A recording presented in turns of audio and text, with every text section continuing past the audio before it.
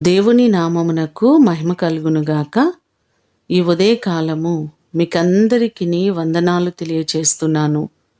దేవుడు తన ఉచితమైన కృప చొప్పున జూలై మాసమంతా కాచి కాపాడి సంరక్షించినందుకు దేవునికి కృతజ్ఞతలు తెలియచేస్తూ, ఆగస్టు మాసమంతా ఆయన తన రెక్కల నీడలో మనలందరినీ భద్రపరచునుగాక.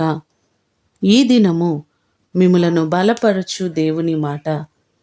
నీ దేవుడైన యెహోవా కనికరము గల దేవుడు గనుక నిన్ను చేయి విడువడు.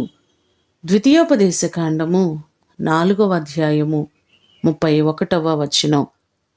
మన దేవుడు మనలను ఎన్నడూ విడిచిపెట్టేవారు కాదు, విడనాడేవారు కాదు.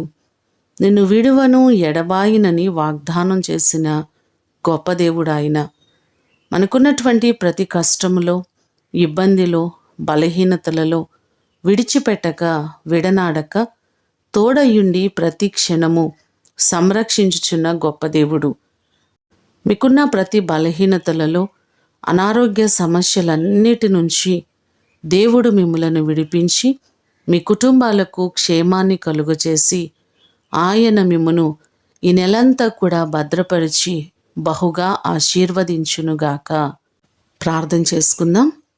సకల ఆశీర్వాదాలకు కారణభూతుడవైన మా ప్రేమ కలిగిన పరలోకపు తండ్రి, గొప్ప దేవా, మీకు కృతజ్ఞతలు తెలియచేస్తున్నాం.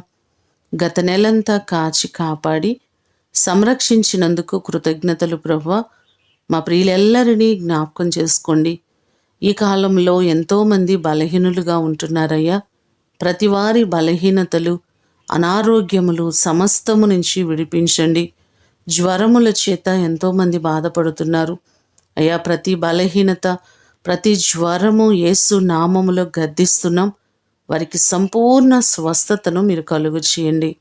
అలాగే కుటుంబాల్లో సంతోషము, సమాధానము దయచేయండి. చదువుకుంటున్న బిడ్డలు ఉన్నారు, వారికి మంచి జ్ఞానము దయచేయండి. యవన బిడ్డలకు మీ ప్రత్యేకమైన కాపుదల మీరు దయచేయండి. ఎన్నో సమస్యల చేత బాధపడుతున్న వారు ఉన్నారయ్యా. ప్రతి వారి సమస్యల నుంచి విడిపించి ప్రతి కుటుంబాన్ని నిండారులుగా మీరు ఆశీర్వదించి వర్ధిల్ల చేయమని యేసు అతి ఘనమైన నామమున అడిగి వేడుకొని పొందియున్నాము తండ్రి. ఆమేన్. దేవుడు మిమ్ములను దీవించునుగాక.